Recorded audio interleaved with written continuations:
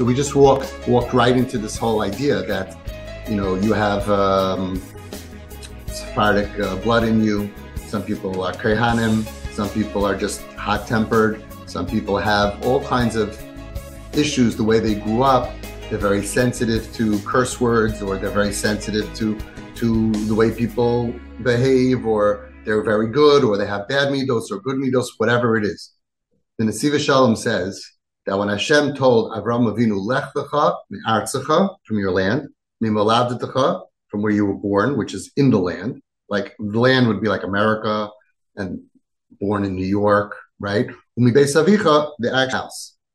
Hashem says to go out of these things. He says, when a person leaves, first you leave Beis Avicha, your house, then you leave the city, and then you leave the continent, the country. So why does it say Lech lichah me'artzecha moladtecha Beis Avicha? And he says that Hashem was telling Avraham Avinu to leave emotionally from everything that was holding him back and stopping him from becoming Avraham Avinu. Character traits that are put inside of us. Every person born in this day and age in America automatically is going to have character traits and thoughts, and we think like an American, and we think maybe more liberal than our grandparents did, or whatever it is. It's going to affect. We have an effect from the land that we are brought up in. We have a deeper effect from our area, and the most serious effect to our DNA is from our parents and our family, for good and for bad. And sometimes what's holding us back is ingrained in us. Like over here, you have to be sweet and kind to your child who is in so much pain and is so lost and is off the derech, is not performing and is cursing and is behaving terribly and putting herself in danger and really in terrible danger of having a future. She doesn't see a future for herself. And the midos that you need are very, very different than the midos you grew up with. That's called, in our language, a nisayah. It means Hashem is giving you a test. And the purpose of a test is to be omed b'nisayah, stand on top of the test, to withstand and stand on top. If a person is, for example, and I use this in GPS, Navigation for Your Soul, it's a very, very worthwhile book that I wrote specifically for this purpose, so people should understand. If a person is in the ring with somebody and they're fighting to the death, and he beats the guy, and to show his victory, his might, he stands on top of the guy, and the guy is dead or he can't move. That's the ultimate victory. I could stand on top of my opponent, and he can't even throw me off. He can't even wiggle. He can't move. He's standing now taller than he was before. Or somebody decides to learn karate. He comes in being a white belt, and the next year he's a yellow belt, and the next time he's a green belt, and the next time he's ready to go back in, he's the top of the class, and all of a sudden, instead of being on top of the world, whack, he gets hit, because now he's up against somebody who's stronger than him, and he's got to start at the bottom. Boom, he gets hit again and again and again, and he learns how to defend, he learns how to block, faster, different. He learns different strategies, and that's how he grows to a higher level that he could never have accessed. We ask, why does Avraham Avinu need challenges? He was Avraham Avinu. The answer is, we all know, to bring out the ability to withstand challenges, to bring out our insides, mikayach el hapayel, from something that is a possibility, a potential, into the reality. See, in potential, I have huge muscles, but if I don't go to the gym, they're not real. There's no reality. So people go to the gym to bring out the energy they have inside of them into being reality. And we get tested from Hashem, poked in all different ways, even very painful ways. But it's not for nothing. We believe that it's for us to rise above, to learn from, to never stop fighting, to fall down, pick ourselves up, fall down, don't give up. Sheva yipal tzaddik vikam. Tzaddik falls 7 times. It says 7 is the 7 midas. He could fall in all the midas, but he always stands up. That's the difference between the tzaddik and the rasha. They both fall. But the rasha says, I'm done. I can't. God doesn't like me. God doesn't want me. I don't have the energy. I don't care. And the tzaddik somehow pulls himself up each time again and again and again. The rasha falls with one round kick to the face, and he's out. and he's down. The tzaddik also gets it. The tzaddik also has sin that needs to be cleared on Yom Kippur. It could be a very big sin, but he keeps on trying. So over here, you're being tested. And what's blocking you is to have empathy and sympathy. What's blocking you is because I can't relate to this. I grew up, I talk softly, and he or she is yelling. I never curse. I'm so edel. But the tzaddikim, like Rav Pam Zatzal, Rav Shmuel Kamenetsky, Shlita Zazayin Gesund, Tibadul Chaim, all the tzaddikim, they were soft-spoken. The Chazon Ish said, I can raise my voice like the shofar, and I can yell and scream. That's going to dilute my message. They were also very soft-spoken, but they could tolerate those who weren't, and they can give them the kiruv, the love, the warmth to bring them back. So one day they would internalize and behave in their way with those midos. Your child was raised by you, but they were stabbed by some kind of a terrible trauma, and they're behaving against not just you, not just the way that you raised them, but against their own character traits, because they're taiv, they're good. If we had to make from bad into good, I wouldn't help you. We don't have to. They're essentially good. And they're behaving this way because they were stabbed and they fell into this world. So they're talking like a truck driver, like a drunken sailor. And you're like, where do these words come from? How did I raise this kid? This has nothing to do with the way you raised your kid. Any of your other kids that are so sweet and edel, if they would have gone through what this kid went through, they might be worse. It's called being non-judgmental. We, who didn't go through what the other person went through, never feel that we could do their life better than they're doing it.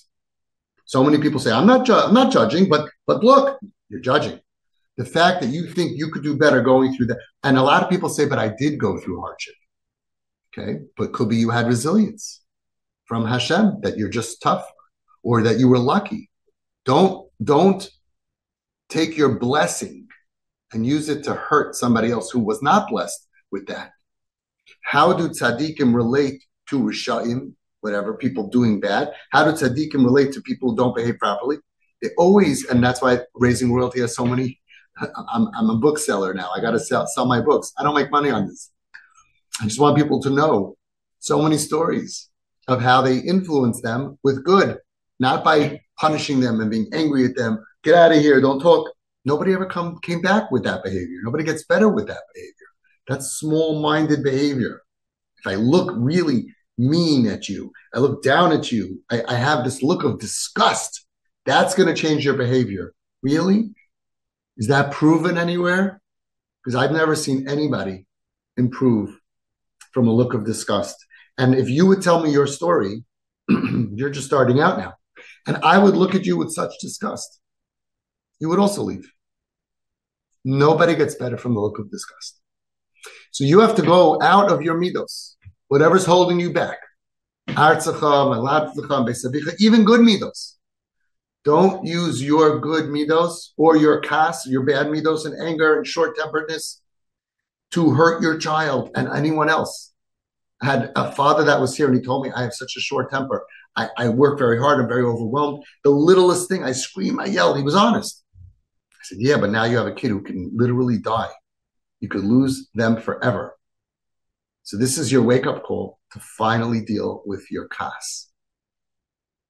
Very, very hard. I couldn't do it.